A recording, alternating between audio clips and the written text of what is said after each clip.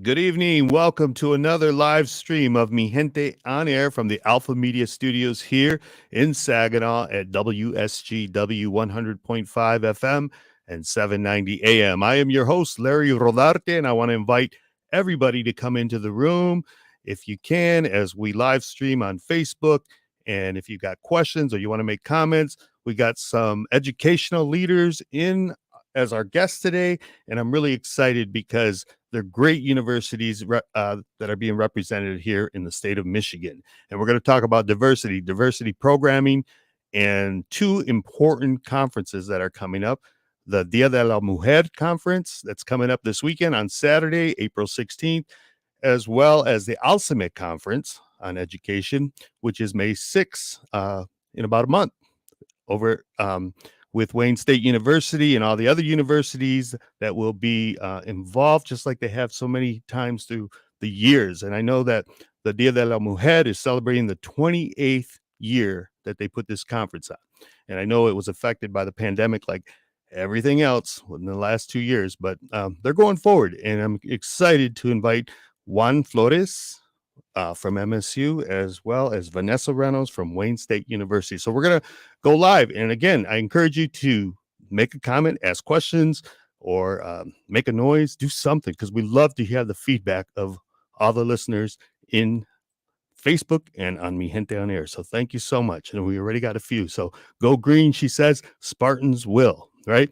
So we're going to go into the show, everybody. Thank you for being with me here tonight as we produce Mi Gente On Air.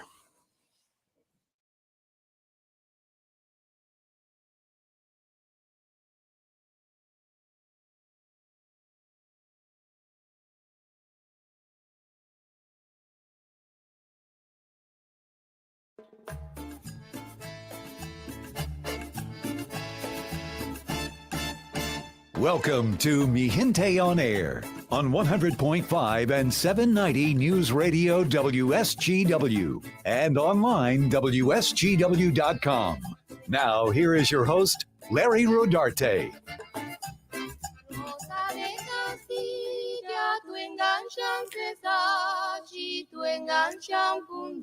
Welcome to Mi Gente On Air, part of the diversity programming here at WSGW. Thank you for being with me tonight. I am your host, Larry Rodarte. Part of what makes a great experience for any college-age student or anyone in higher education is the diversity programs that empower students. They learn, they watch others, they have role models, and on today's show, we're going to talk Dia de la Mujer, Day of the Women Conference at Michigan State University. The Dia de la Mujer Conference is an annual meeting of Chicana Latina women who come together from all parts of the communities in Michigan and in the Midwest to celebrate success, share information, and discuss issues of concern to our people. And this year marks the 28th year they celebrate this wonderful conference. Today, I have two guests who are making things happen for Latinos in the state of Michigan. We have from Michigan State University, my good friend, Juan Flores from the Office of Cultural and Academic Transitions. He is the longtime coordinator of the Dia de la Mujer Conference. And I also have Vanessa Reynolds, an admissions counselor from Wayne State University, who is a moderator of Dia de la Mujer and is also with Alcime, the Advocates for Latino Student Advancement in Michigan Education, which functions as a resource to high school and college students, parents, teachers, and counselors. So help me welcome to Mi Gente On Air, Juan and Vanessa. Welcome.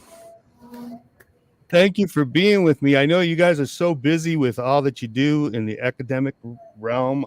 And I know Juan there is at the Wilson Hall, which was my former stomping grounds, believe it or not, when I went to MSU 40 years ago. I was just telling him that. And, it's really exciting because I know I have experienced firsthand how important diversity programming is at the college level. And Dia de la Mujer is a conference that has been going on for 28 years. I've helped promote it through the years. And I can remember when Belda Garza, Herminio Ortega, so many names that come to my mind that I want to kind of mention and give props to. But, we're going to start with my fellow Spartan here. And I've seen, Juan do a great job for so many years. Can you tell me, Juan, How did the Dia de la Mujer start at MSU? It started.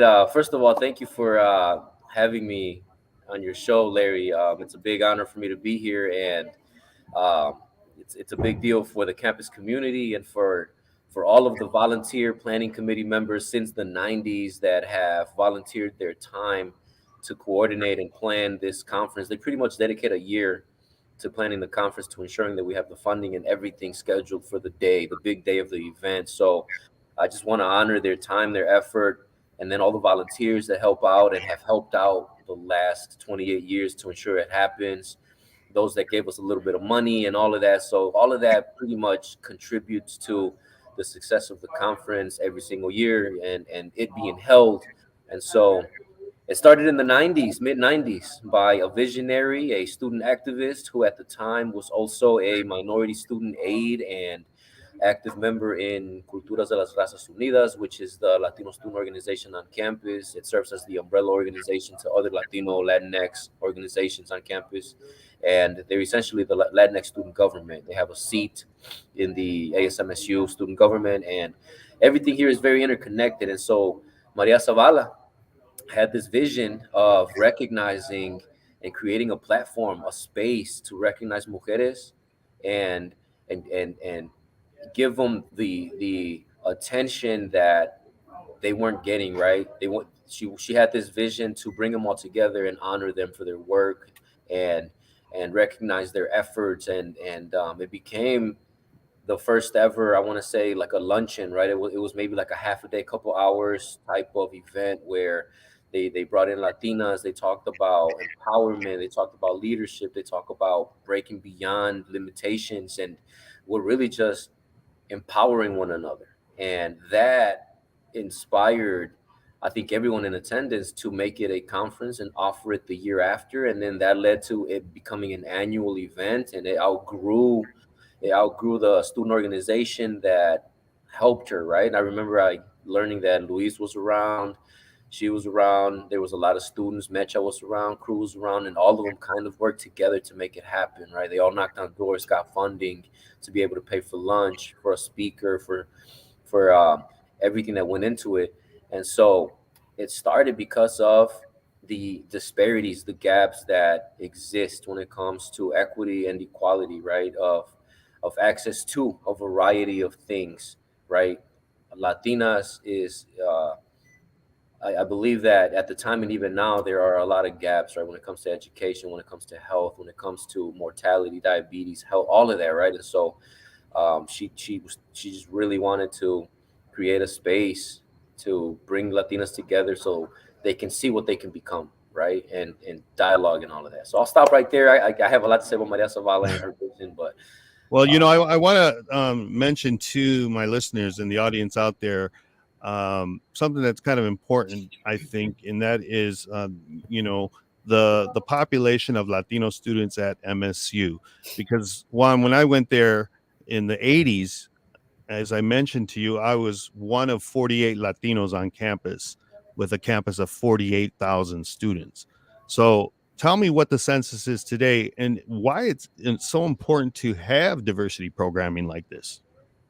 yeah, right now we're making small strides, right? So enrollment wise, we're increasing every year a little bit, not a lot, right? Last year, I believe we had over 600. That was the biggest incoming first year Latinx cohort, right? So these are students that on their application checked off, I identify or my race ethnicity is Latinx, Hispanic, Chicano. And so we became the largest. I believe we surpassed the black student enrollment for the year of 2021, and I think that was the first ever that happened. And so about 600 plus or minus this past year, first year, right? And so right now, undergraduate numbers, we're looking at about 2,600 and then about 2,400 graduate student level. So in total, there's about 5,000 students from undergrad, grad, PhD, master's level, part time, you name it, right, who are enrolled right now at MSU out of the 50,000 plus students. Wow. Okay. Well, that's a big number compared to when I was there. But I always think that we can always do better. And I know you guys do a great job, and I know the pandemic has, affected everybody in these last 2 years. So I'm hoping that the numbers are going to increase, not just at MSU, but Wayne State University, the University of Michigan, because our Latino students, it's so important to get an education. And we have Vanessa Reynolds here, who is going to tell us a little bit about her experience with the Dia de la Mujer. She is going to be the moderator this week, and she's got a lot of experience and a lot of things to say too. So, Vanessa, please join the conversation and tell me, how'd you get involved with Dia de la Mujer? Thank you, Larry. It is also a pleasure to be here today.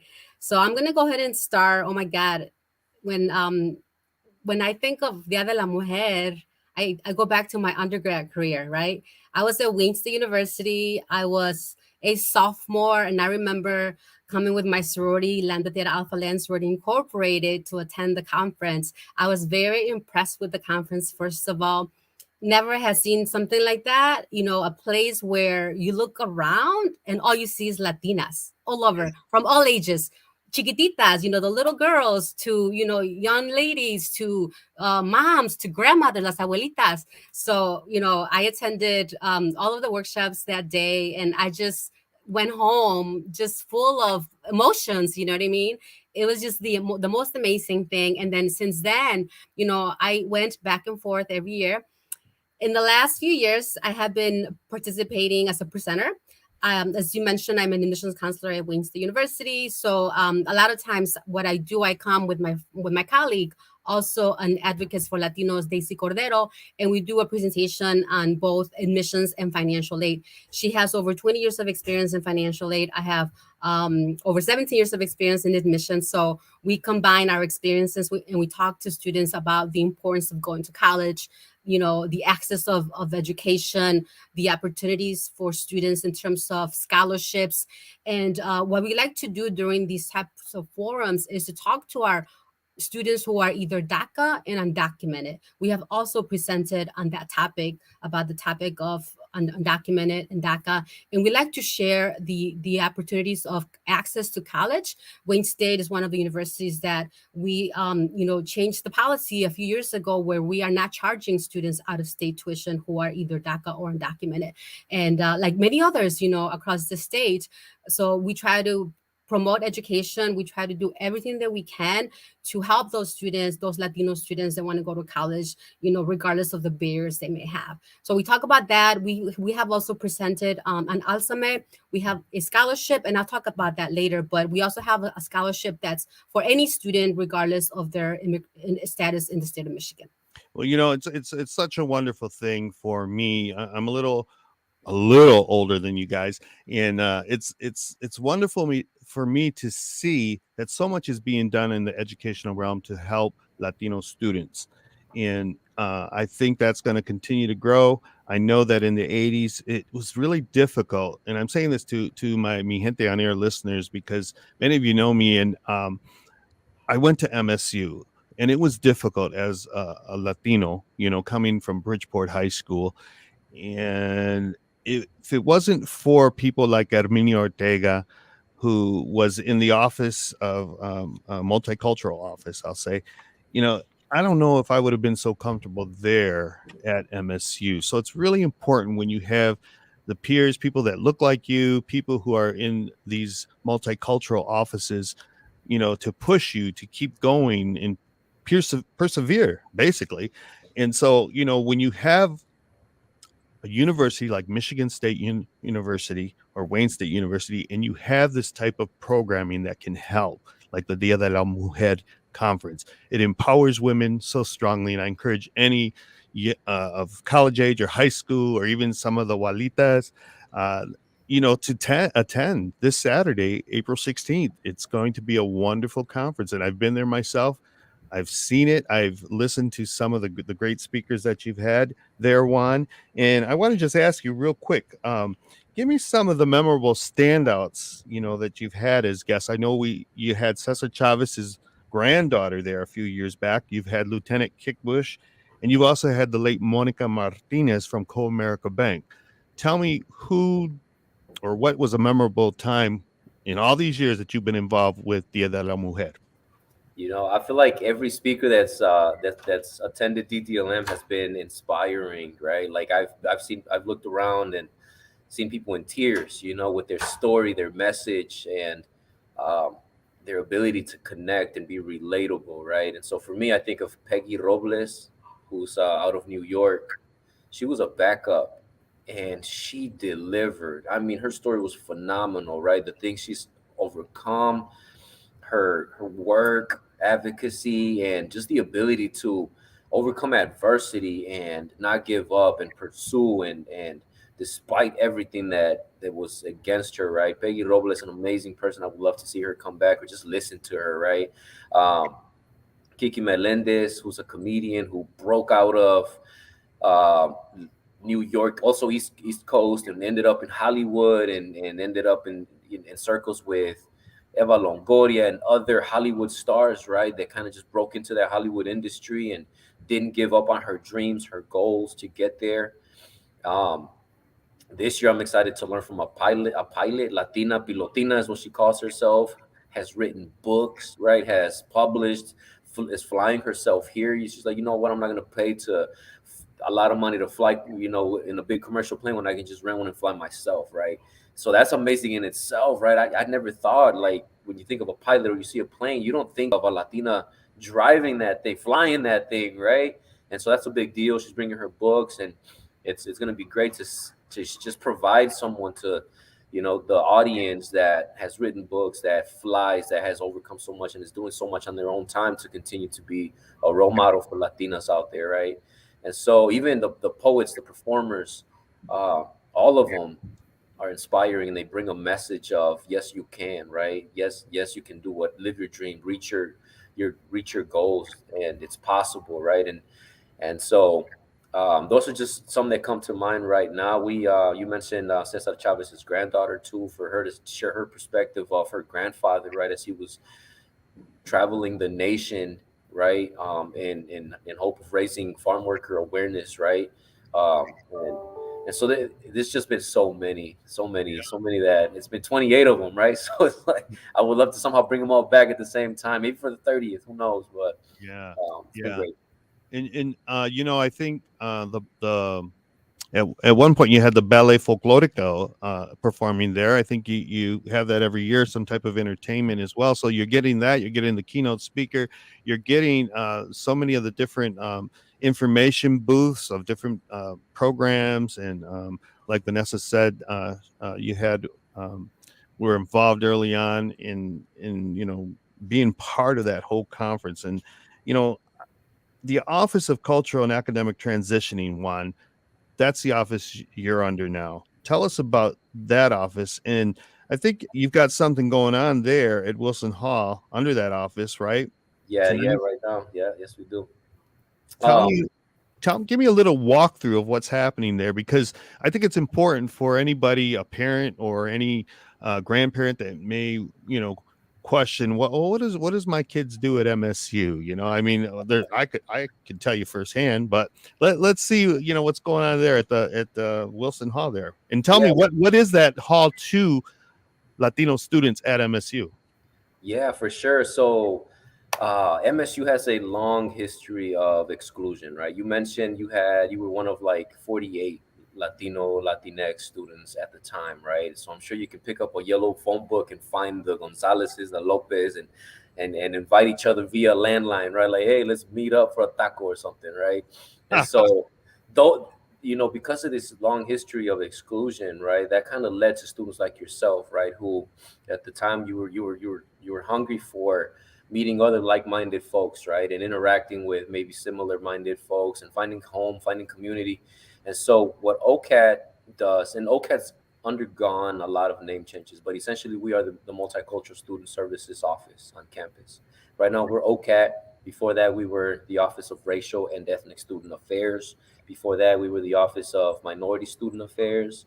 And before that, we were the Black Aid uh, program in the Wow. 1969. So in You're bringing out these terms that I remember. let's And go, Larry. so So in long. 1969 was the Black Aid program, right? And then that's because black students were getting enrolled at MSU, and they needed support, right? Because they were at a PWI, predominantly white institution, and it was hard to navigate when you had a lot of opposition, a lot of challenges, and so. That turned into OMSA when they started admitting more Latinos, more Native, more Asian Pacific Islanders, and the office grew. So it underwent a name change, more resources, more coordinators being hired. So right now we're OCAD, and then in the future, hopefully we end up being multicultural student services again, or whatever it may be, as long as we continue to provide students a home away from home, right? And so we work with the Council of Racial and Ethnic Students. And so at the time, I'm not sure if they were called course groups yet. That might have been a term in the 90s, where Connie Tingson was a student activist on campus who brought the presidents and the e-board from Black Student Alliance, from APASO, from the North American Student Organization, and from Crucial, brought them together and said, look, we got to work together on campus in order to advance our agenda of representation, more students enrolled like us, more faculty staff, spaces on campus where they're going to acknowledge that we're here and maybe even improve the cafeteria food. And so she helped create the Coalition of Racial and Ethnic Students, known as CORES. And then that led to a seat in student government, and that led to access and resources and money from the institution. So right now behind me, I serve as the advisor to CRU, the Latino Student Organization. They host a bi-weekly general body meeting, right? This Latino Student Organization is the umbrella for other Latino student organizations on campus, which means that they support them, they fund them, they co-sponsor their events, they give them a little bit of their money so they can program for the entire campus community. And so this bi-weekly meeting happens in El Centro de la Raza in Wilson Hall, right next to, I'll show you, right next to the Black Caucus room. They use the room next door. It's a big space. And what I'll do is I'll show you real quick. I'll take you on a little walk there. I know they're doing some things. They're presenting. So they have events. Uh, Let me wait till they're done talking and I'll walk in there.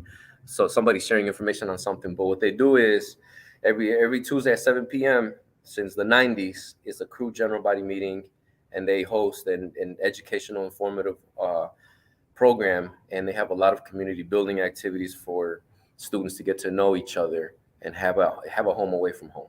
So that's where they're at right now. And coincidentally, the other door's locked, so I can't walk in through the other door either because someone's literally right here in the corner. But I'll give you that walkthrough in a minute once they sit down. Well, when I was there in the 80s, we had an organization group called Chispa, which I'm sure you're familiar with that term. But when I was there, it was called the Coalition of Hispanics for Progressive Action.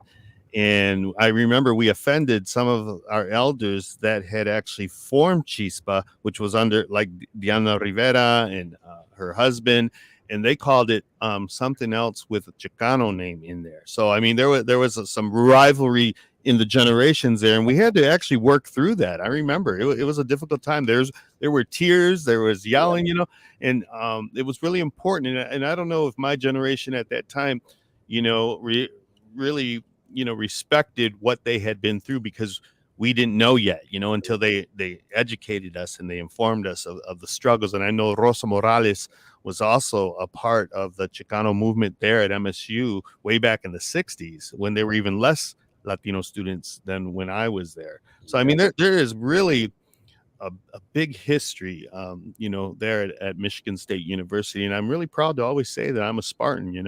I love the school. I had the best time of my life there.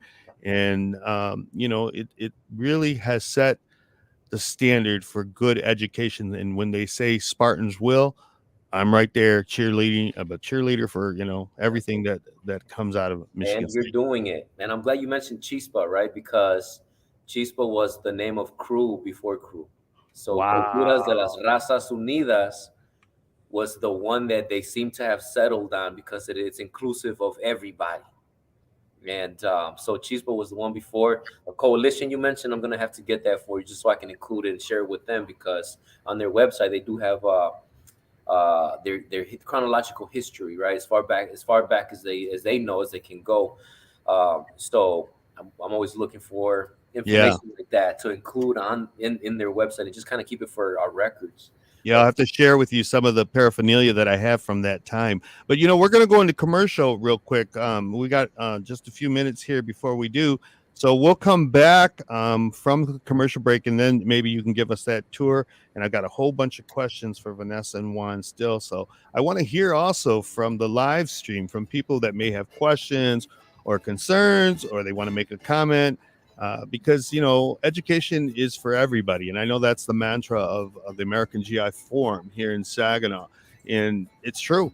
Education is important, for everybody, and we can always be educated no matter how old you are, what age you are. And I am so excited to have my guests tonight here because they're leading the way. They're leading the way at MSU and Wayne State University in these important conferences, Dia de la Mujer, which again is April 16th at MSU. And then we also have the Alzheimer Conference, which is going to be May 6th, the day before Saginaw celebrates Cinco de Mayo. And I got to mention, we've got an announcement later for Cinco de Mayo, Saginaw, big announcement where the actual event is going to take place, because there was a credit union that was awarded today the naming rights for the former Huntington Event Park.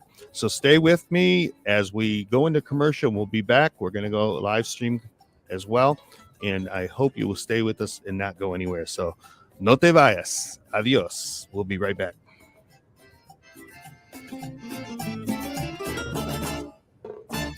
This is Gente On Air on WSGW.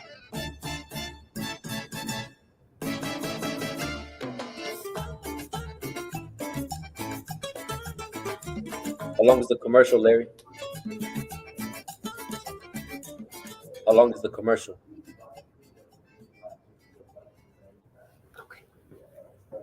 Okay, so Chandler, I don't see anybody in the room yet tonight. I don't know if I'm on the right page here or whatever, but thank you, Juan and Vanessa, because you're doing a great job here and you're giving us some really good feedback of what's happening at the college, at the university level. And we're going to have more questions when we come back into the show. But does anybody have any questions out there? Renee Martinez, I know she says go green, and that's always a plus for us when we see green, go white, right? And I think that's the same colors as Wayne State University, isn't it, Vanessa? That is, yeah, gold, yellow, and green. Well, we Yellow have the and green.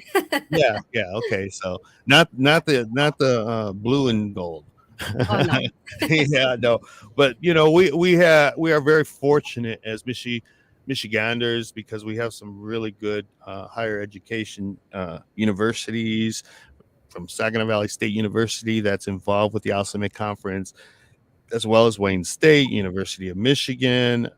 There's all kinds of Ferris State University. I know they're all involved, and they all have hosted the Alzheimer Conference at one time or another, correct? I think there's a coalition of universities, like maybe 10 to 12 that are involved in Alzheimer. It's more than that. So we have a lot of the 15 public institutions in the state of Michigan are part of it, including the nonprofits like University of Detroit Mercy is also part of it, Lawrence Tech. So it's a combination of even community colleges, Larry. We have Lansing Community College has been a part of it in the past. Currently, Grand Rapids Community College has joined. So it's a combination of community colleges, private, public institutions, and also nonprofits. So we have a few nonprofit organizations that are part of it as well. Wow, it's really grown. And I want to take the time, for my Saginaw listeners here, just to mention Alice Peña Garcia. She was really involved with Alzheimer many years back. I'm talking probably 20 years, and unfortunately we lost Alice in 2021. But what a great educator she was in helping to get people over to Alzheimer in those early years of the conference. So, and she was a friend of mine, and kudos to all the work that she did all those years in helping Alzheimer through the Saginaw Valley State University College and then university. So we're going to go back into the show. My producer here, Chandler's giving me the eye, like, okay, we got to get back into the show. So we're going to go back into the show. We're going to ask some more questions, and I hope that our listeners in the live stream will participate and send us some questions and comments. Okay, let's go back into Mi Gente On Air.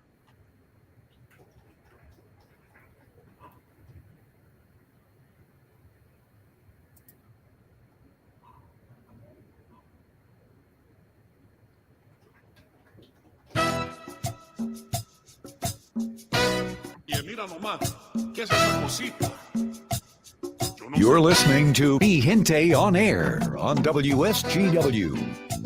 Welcome back, mi gente. Thank you again for being with me here on Mi Gente On Air, which is broadcast on Sunday evenings at 8 p.m. on WSGW 100.5 FM and 790 AM. And right now we are live streaming on Facebook and some of the other social media platforms. And I've got Juan Flores with me, who is the coordinator of the Dia de la Mujer Conference that is happening this coming weekend and has happened for 28 years.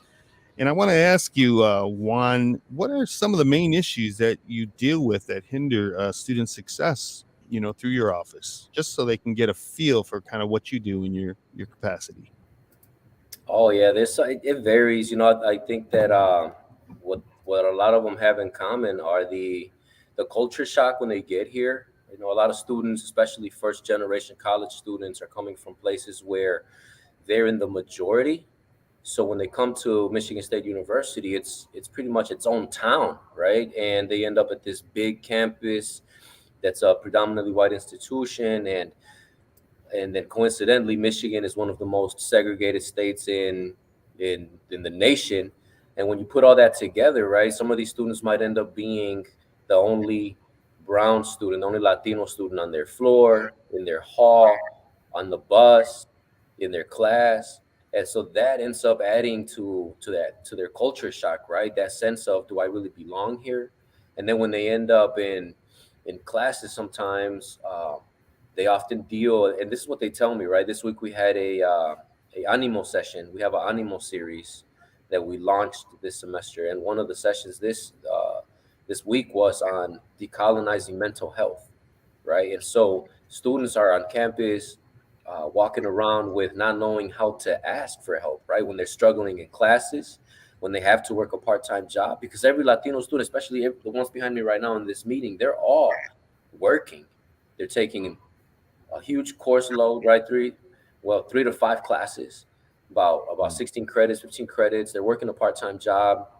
Um, and it's hard sometimes for them to manage it all effectively. And then there's that whole thing of pride, right? Or orgullo, right? They don't know how to ask for help because we have been conditioned to do it on our own, right? And they'll tell me, they told us, they're like, yeah, growing up, we didn't cry.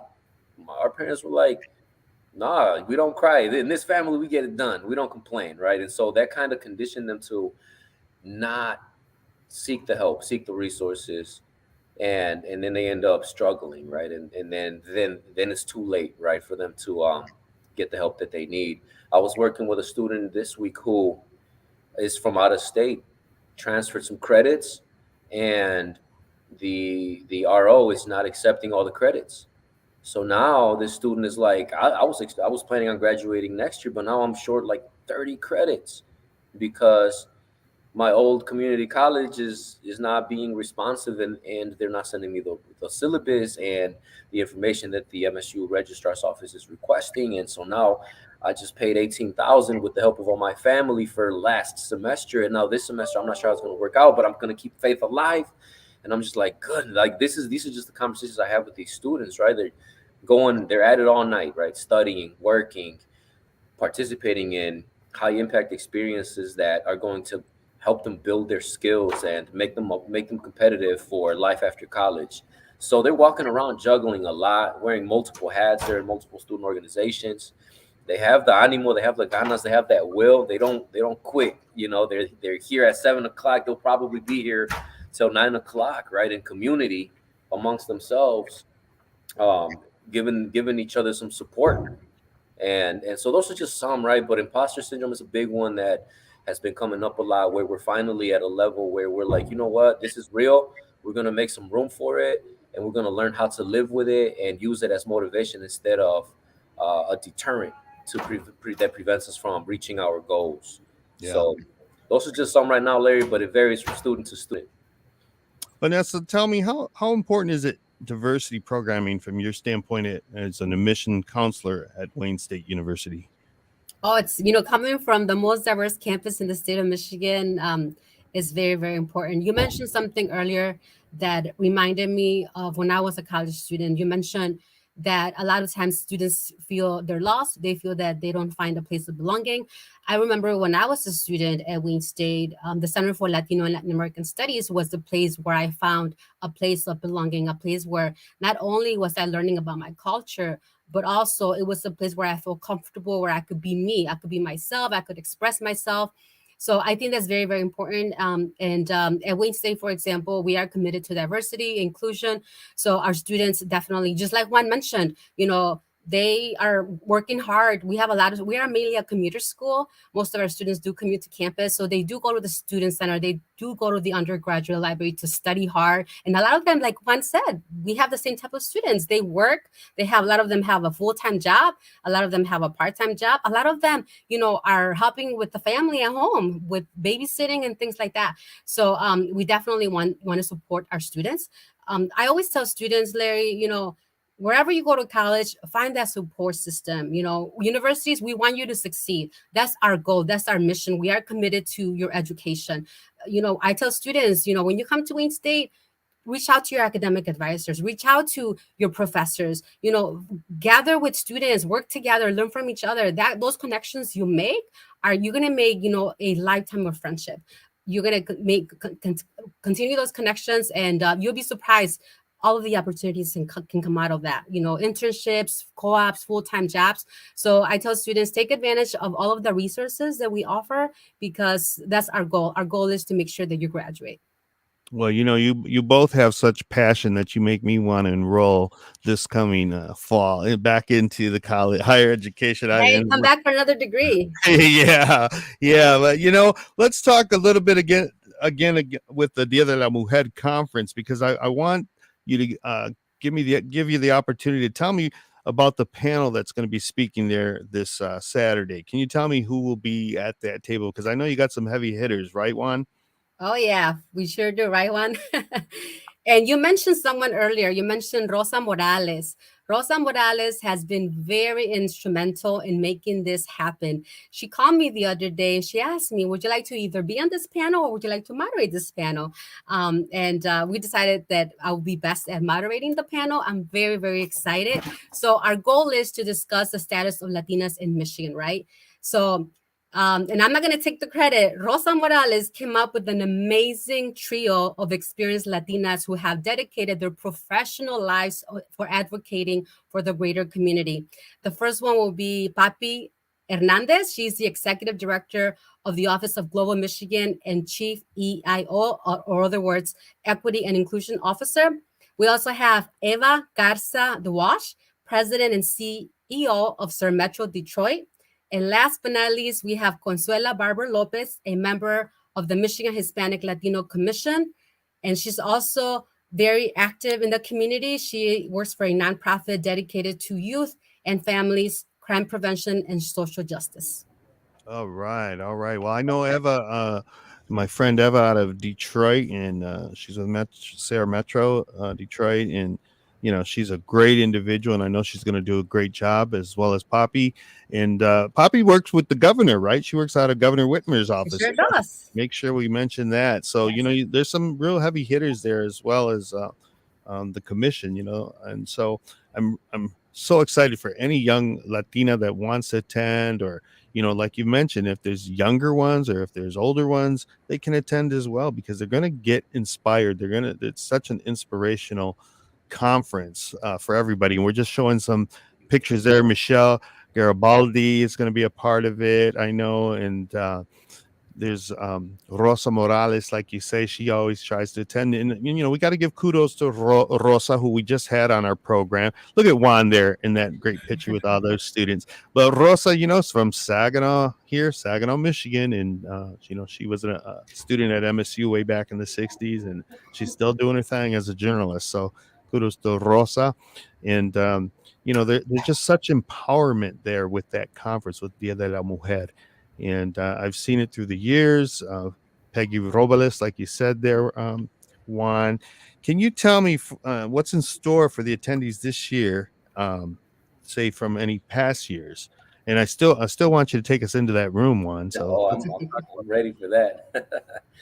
This is an exciting year because it's the year after this COVID pandemic, right? So the last 2 years, last year we went virtual, and the year before that was postponed to the virtual, right? So the 27th annual DDLM took 2 years to plan, Wow. and so now the 28th kind of cost us some confusion, right? Because we were like, well, what do we do with 2019? And do we just erase it? And so we decided on not erasing it and just making room for it in 2020 during the virtual one. So we had about three Maria Zavala Award recipients, and that's the biggest honor you can get at the DDLM conference, is getting that founding mothers award, because there are people out there that exemplify and live out all those values and virtues of advocacy, of care, of giving of their times, and doing everything they can to improve the conditions for the Latino, Latinx, Hispanic community. And so that's a big award. We have somebody who's very deserving of that this year. And but also, just going back to what Vanessa was talking about, this is the first year ever where we have a forum on the state of Latinas. And when Rosa was bringing this up, I'm like, I love Rosa because she's also been on the planning committee for DDLM several years. She always volunteers to help out. She's very deserving of a Madrina award, in my opinion. You know what I mean? Because she's the Madrina of DDLM, right? She's been there every year. And so when she was mentioning that, I was like, oh my God, look, this is so great. I think the committee would love it. Instead of giving them a breakout room, why don't we just give them the morning, right? So that it can happen while everybody's there enjoying their coffee, their continental breakfast, and they can sit in and listen to all of these power hitters, right, that have earned the right to be on this panel, right, that are out there in different areas, in different positions, that have surpassed so many of society's expectations, right, for our people, and they just have so much to offer. So I'm excited to have them featured and also learn from them, so that the audience can see themselves in those panelists, right? See themselves in Vanessa moderating a conversation, right? And so that's the biggest highlight for me. But also, we have two singers that will entertain during the lunch program. We have a poet that's backed by popular demand. Candida Candice Cavazos Curtis will be back. Phenomenal poet, has published as well. Um, and then a photo booth. We'll have a photo booth for people to take some pictures, email them to themselves. They'll be up in a gallery. We've never had a photo booth before. In addition to that, we also have a professional headshot background and selfie sticks, right? So people can put their phone in it and take their professional headshot with a professional background, right? I think it's just a white background, but they can use those pictures for their social media platforms, or just to have a professional headshot whenever they need it, right? Because a lot of people Wow. don't have it. So Yeah, that's a great idea, because I'll tell you, sometimes when I ask for, headshots for Mi Gente, the magazine, or just on a promotional for even this show, Mi Gente on Air, we just don't have it. They don't have professional headshots. So that's a great idea, Juan. Thank you so much. those will So get attended, Larry. let's see if your room is ready. Are we able to go in there? Because it's really important. I want people to see this room. And this is a room that I hung out at when I was at MSU. It's in the Wilson Hall. And it just had these great murals. Go ahead, Juan. Tell us about the room. So this is the crew room, El Centro de la Raza. It's been here since the 70s. Students fought really hard and advocated to get this space so that they can have a centro for the community, the Latino community on campus, where they can convene without having to rent a room, without having to fight with other student organizations to secure a space to study, to eat, to program. And so what you see here is the crew room. There's a projector, there is a built-in sound system, there is furniture, there are murals that make it feel like home for these students. um, right now there's an activity happening about painting. This is our president, our outgoing president, Ricardo Paz. We're live on Mi Gente right now. They wanted to know and see the room. Larry was a student here in the 80s, one of the first Chicano Latino minority aides. Knows the people that secured the room in Wilson, went to school with them, used to babysit for them actually. And I know this room used to have carpet, but it's not here no more. It was rearranged a whole different way. I mean, a lot has changed since I've been here as well. So I mean, it's just great to see new faces here time and time again. So. yeah. So check it out, Larry. They're doing some painting, preparing for Dia de la Mujer Conference on Saturday. That is awesome. That's so wonderful to see. Everybody say hi. We're live. We're on Mi These Gente students. live streaming with an MSU alum. Yeah, breakfast and lunch. Delicious. Everybody say what's up. We're live on Mi Gente right now. What is that? Mi Gente is a podcast, a streaming out of Saginaw. Wow, look at our youth. Look at our future. All right. So yeah, you get a sense for the vibe, Larry, right? The music's in the background, students are interacting, getting to know each other. I'll tell you, This it's is our really incoming president right here, George. George. Hello. We're at this Mi Gente on Air. They were interviewing us about DDLM and crew, and they wanted to see the space. Perfect. Yeah. Anything you want to say about DDLM or the work crew does, or what we can expect from you next year? Just looking forward to Dia de la Mujer. It's my first conference actually attending. I'm actually pretty excited. Have family members as well that will be coming. And for next year, one of my main goals is to actually expand the Latinx community and get more involvement from Latinx identifying students, as sometimes we feel more secluded. But yeah, that is one of my main goals. And just to expand our affiliate status with any other groups that may have Latinx identifying students. I love that, George. I'm Right. excited for you. Sí se puede. Sí se puede. That's not, we know it. So we're Well, gonna thank you. And we have visitors from West Laco High School. Larry, look at that. West Laco. Wow. Yeah, Tejas in the house. West Laco 156. High school students. They got accepted to MSU, some to other universities, but we're trying to get them to come to MSU. Bravo. They Bravo. secured in-state tuition somehow. That's Yeah. awesome. That is awesome. Yes, it is. Thank you for that, Juan. Thank you for showing, giving me those nostalgic feelings again as an MSU student. You know, Vanessa, we have to give you a little bit of time to give plug to the Alcimate conference as well on May 6th this year, because that is such an important conference as well for Latino students in the state of Michigan. So tell me when, what, where, and how. Alrighty. It will be on May 6th from 9 a.m. to 3 p.m. It will be at Grand Valley State University. Typically, we have a host institution, and GVSU hosted in 2019. So this is their second time hosting in the last few years, and we are so grateful for them.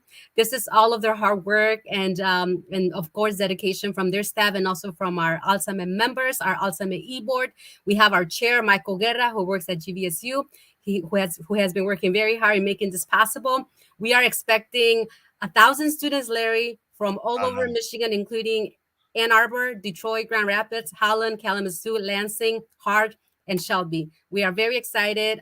We have great news too. We have our keynote speaker, Ovi Vasquez, who is an inspiration. Oh my God, I was so impressed with his story. He went from a farm boy to an author. How about that? So just stay tuned. It's going to be amazing. And another great news is that Asma Speaks will be leading the creation of an indoor mural, which we are very excited. This is something new that we've never done before. We will also have a college fair. So all of our institutions that are members will be there talking to students about college. We also have a few nonprofits that will be joining us. And we are excited. We are ready to host students. And this year, our theme is Mi Identidad, Finding Yourself. So we have amazing presenters lined up to talk about the importance of finding themselves and just sharing, their knowledge. Yeah. Well, again, ALSIMA stands for Advocates for Latino Student Advancement in Michigan Education. So It is. Advocates for Latino Student Advancement in Michigan Education. And that's why we say ALSIMA, because it's just a lot easier than saying that whole, all those words. But, I'm so proud of that program as well. It's been going on for a long time too, and it's so important. And you know how many years, Larry?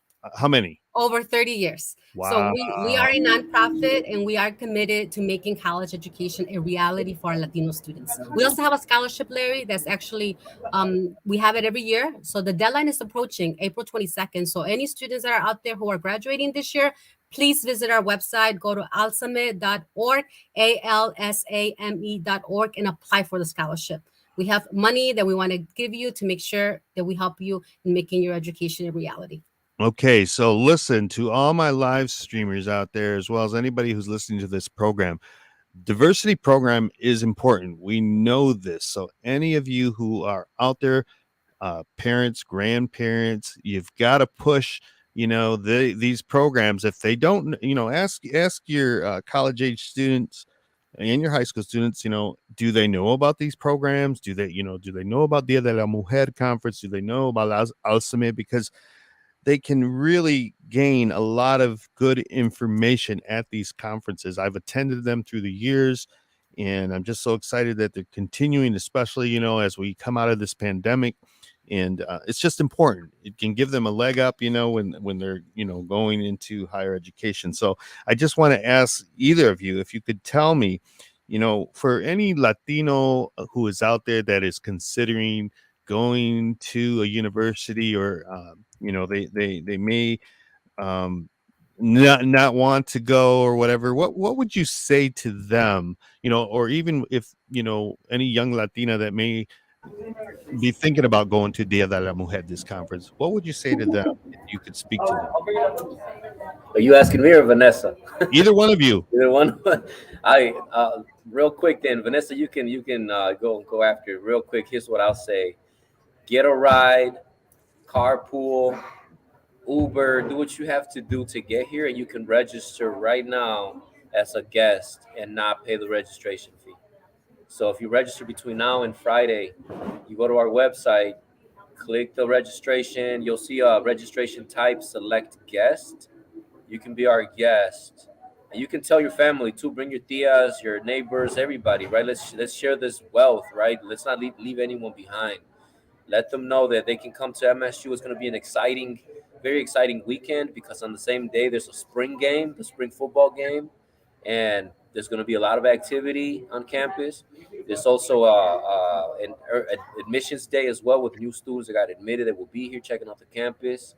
So you'll get an opportunity to see what a college campus vibe feels like, looks like, and then you'll be at DDLM surrounded by nothing but successful, empowering Latinas, and it's a win-win. So Larry, that's what I would say: get here, register under the guest option, and make it happen. And that's going to be at the Kellogg Center. That's going to be at the Kellogg Center, right? Kellogg Center. We're taking over the whole first floor. Okay, Vanessa, you're on. I was gonna say, Juan, it's funny you said bring your tia, your abuelita, because I started bringing my mom. She's in Mexico right now, but she went with me one year, and I'm like, Mom, come with me, you're gonna like it. She was hesitant about it, but after she went the first year, oh my God, and her English is not so well. She loves it. And the only thing that I have to say, in addition to everything that Juan mentioned already, is be ready to be motivated, be ready to be inspired, be ready to cry. Oh my God, you mentioned like people cry. Yes, I remember hearing the keynotes. Those are amazing keynotes that you've had in the past. So just be ready to learn.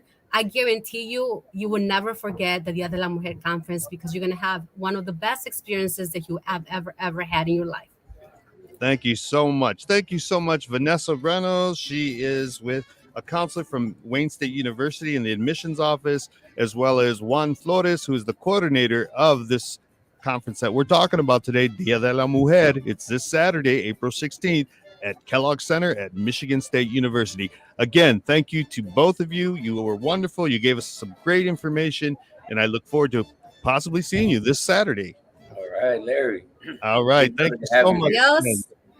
Adios, adios. And thank you for tuning in to Mi Gente On Air again, as we bring you culture and concerns, and we try to give you information about conferences such as this, Dia de la Mujer and the Alzame Conference. They're coming up here in the state of Michigan at our university. So thank you so much, everybody. It's always a pleasure to be here with you, those of you on the live stream as well as on the radio program. And we'll see you again next week here on Mi Gente On Air.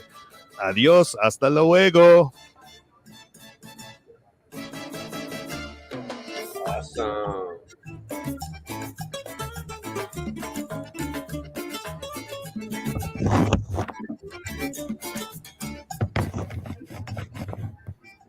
Show. Okay, Larry. We're back here on the live stream. Thank you so much again to Juan and Vanessa. The program always goes so fast. I tell, my guests, oh, we got an hour, and it seems like that's a long time, but it goes so fast. And you know what? I think we were kind of rushed in the end, but it made it more exciting, didn't it? So thank you again. Is there any last words that either of you want to say to the live stream of Mi Gente On Air? All I can say is, si se puede, you guys. To all of those youth you mentioned, Juan had a room full of our future, our future leaders. All I can say is to our youth is que si se puede. Hey.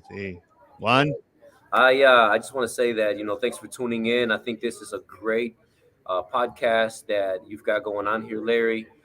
Earlier, you mentioned learning never ends, right? Just like leadership, right? We'll never fully arrive at leadership, but if we keep learning every single day and try to do better every single day, I think that we're gonna be better off for ourselves and for everyone around us, right? Our loved ones and everyone that we interact with. And so that's what I'll say is keep on learning and make it a habit.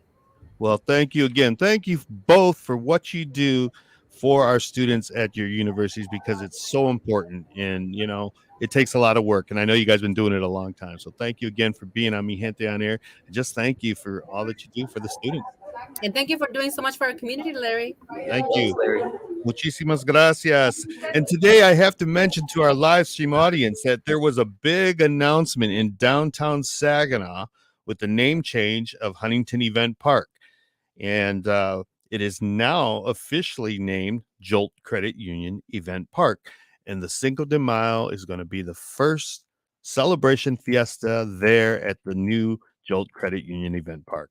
And President Alan Watson and Vice President Bridget Staffolino were on hand for the announcement, along with John Block from the Dow Event Center, as well as Craig Goslin from the Spirit Hockey Team. And they're all involved, there with the Jolt Credit Union Event Center now. So kudos to all of them.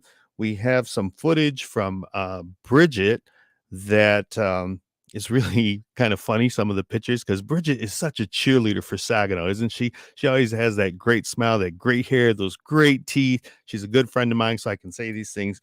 But let's play them, some of those pictures of the announcement today at downtown Saginaw, and I want to just congratulate them. Felicidades to Jolt Credit Union family. I know it will soar under your leadership.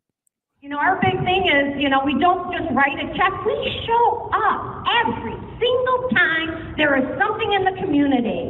And that's what we have our reputation. And it's really cool that we know that the events now, we're going to amplify those events. And we're going to bring different fun events. We're going to be able to bring kids from the community here and give them opportunities they wouldn't have had. Kind of like what Credit Unions Impact Saginaw does. And so you'll see festivals, and you'll see more concerts, and you'll see maybe plays and a lot of other things. But we're going to try our best, because this is an extra branch for Jolt Credit Union. So our responsibility is to make it awesome. And the first event here is the Cinco de Mayo event festival from my good dear friend Larry Rodarte from Mi Gente Magazine and Mi Gente on Air. So you guys get ready. That is one cool sign, and we're going to follow up with cool stuff in our community, right? All right, Bridget, thank you so much. And sometimes we have to mute some of the things that she says because she's so passionate at what she does there with Jolt Credit Union. So felicidades again, congratulations to Jolt Credit Union, and we're so happy for you. And we know it's going to be really nice there at the event center. And we thank you for always helping and sponsoring with our Cinco de Mayo. So thank you again, everybody. It's been a great program, and we'll see you next week here on the Mi Gente On Air live stream. Adios.